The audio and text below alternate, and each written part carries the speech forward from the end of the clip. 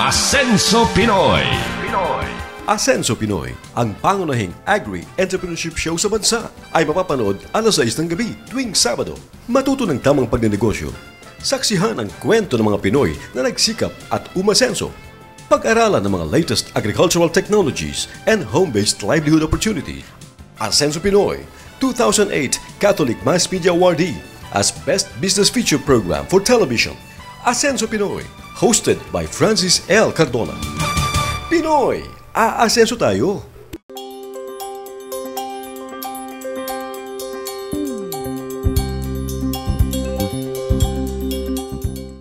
Ang mga Pinoy OFW ang tinaguriang mga bagong bayani ng bayan upang sila ay matulungan sa kanilang pagkikipagsapalaran sa ibang bansa.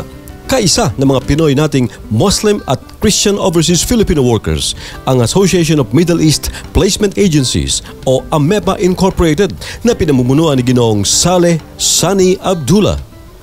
Sani, paano nang na-organize itong AMEPA na ito? Nung kasi nag-organize kami nung AMEPA, nung lima kaming agency. So nung nagkaroon ng 5 agency, nag-apply kami ng accreditation sa OWA. So, the same time, nag-apply pa kami ng SEC, no? Naging association kami ng agencies. So, nag-apply kami ng OWA for PIDOS sa OCW natin. Itong PIDOS, ito yung nire-require ng gobyerno? Yes, ng gobyerno. Sa OFW natin, no? Yes, bago sila alis, talagang... This is what we call the pre-departure orientation seminar. Yes. So, ano naman ang mga tinuturo dito? Una-una, yung mga lahat ng bawal doon sa ibang lugar, sa Middle East, na hindi nila dapat gagawin, at saka kung bago sila umalis sa airport, kung ano dapat nila gagawin, yun dapat lang tinuturo lahat ng trainer namin. Ang AMEPA ay nakasagawa ng mga pre-departure orientation seminars para sa mga OFWs patungo sa ibang bansa, kung saan itinuturo ang mga dapat tatandaan sa kanilang pagkatrabaho sa ibayong dagat. At ano naman na itutulong ng AMEPA dito sa ating mga OFWs? Napakalaki. Pa dito sa PDOs? Napakalaki ang tulong natin sa mga OCW. Una-una, nalalaman nila dapat na bawal doon sa ibang lugar, na at least dito pa lang alam nila na hindi nila dapat gawin doon. Layunin ng AMEPA na matulungan ang ating mga Kapinoy na OFWs na pahalagahan ang bawat sentimo na kanilang pinaghirapan sa ibang bansa. Ang BDO Remit ay may programang Asenso Kabayan na naglalayong maturuan ang ating mga OFWs na makapag-impok para sa kinabukasan ng kanilang pamilya. Andito pa lamang sila, hindi pa sila nakakaalis, tinitrain nyo na sila at para malaman lang kung anong kanilang dapat gawin.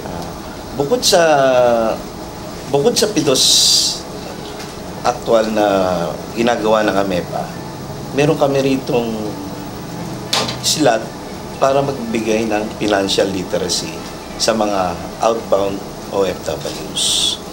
Dalawa lang yan eh. Ipon sa sarili at ipon para sa iyong mga beneficiary. Kaya yun ang aming tinatawag na Asenso Kabayan. As part of your training sa PIDOS, ano ang inyong mga values na tinuturo sa ating mga OFWs? Merong programa ang Bangko de Oro, yung may tinatawag namin Asenso Kabayan, na ang layunin ay maiangat, mapalago sa madaling salita, mapa-asenso ang bawat Pilipinong nagtatrabaho sa ibang bansa. Sa pamamagitan ng Asenso Kabayan, inilalapit ng Bangko de Oro ang aming mga produkto at iba't ibang serbisyo para mapabilis yung pag-iipon at tagumpay na hinahangad ng bawat Pilipino. Unang-una talaga, bago dapat umalis ang isang OFW, dapat mapag-usapan niya at ng kanyang mga ibang pamilya rito kung paano pahalagahan yung perang paghihirapan. Kasi unang-una, hindi lang basta pera yan. Pera yan ang pinaghirapan sa ibang bansa. Bukod dito, ay katulong din ng AMEPA ang BDO sa kanilang foundation, ang Association of Muslim Extended Programs and Activities Development Foundation Incorporated. Sa katunayan, kaantabay ng AMEPA ang BDO Remit sa kauna-unahang fund run nito na gaganapin sa August 16 sa SMX Mall of Asia na bukas sa lahat ng mga gustong sumali. May fund run kami sa August 16. So, yan ang unang project ko sa ngayon. Tinulungan din ako ng Bangko de Oro Remit, na doon nila i-heard sa Mall of Asia. So, malaking bagay sa amin sa foundation kasi sa katulad namin foundation na maliit pa, malaking talaga bagay para sa amin lahat. Nag-usap kami na lahat ng board ko, maraming salamat sila. Nagpapasalamat sila talaga sa video. Kaya hindi namin makakalimutan yung tulong sa amin ng video sa foundation namin. Finally, ay hingan natin ng mga mensahe ang ating mga panuhin. Let's start with June, ang iyong mensahe sa ating mga Kapinoy na nanonood sa Asenso Pinoy. Francis, papasalamat ako at naimbitahan mo kami at ang video sa iyong programa para ipaliwanag namin ang aming pagtatayap sa AMEPA at ang video para sa pag-asenso ng ating kababayan. Inaanyayahan po namin lahat ng mga kababayan nating OFW, lahat ng mga nagbabalak magtrabaho sa ibang bansa at higit sa lahat yung kanilang mga kapamilya. Okay? Nilalapit po ng Bangko de Oro ang produkto naming Asenso Kabayan, kung saan maaari kayo makapag-open ng Asenso Kabayan account sa mababang halaga na 50 pesos lang. Assalamualaikum warahmatullahi ta'ala wabarakatuh. Langon ng mga paragari ko, ang mga Muslim, na mga membro ng AMIPA Development Foundation, ng AMIPA Muslim Mosque, na tabang kano siya sa project ano ya po ni kakwatano sa part track para makatabang sa langon no mga kapagarita no mga Muslim nga pasangan no langon sila mga kapasangan sa nakatabangan tano sa kamangin imitabang tano kira na pepedo importante magkatabangan tano. Salam.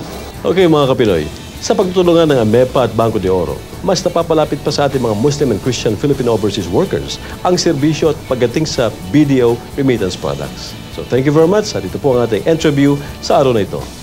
Ako si Francis Cardona para sa Asenso Kabayan, Asenso Pinoy. Asenso Pinoy. Asenso Pinoy, 2008 Catholic Mass Media Awardee as Best Business Feature Program for Television. Asenso Pinoy, hosted by Francis L. Cardona.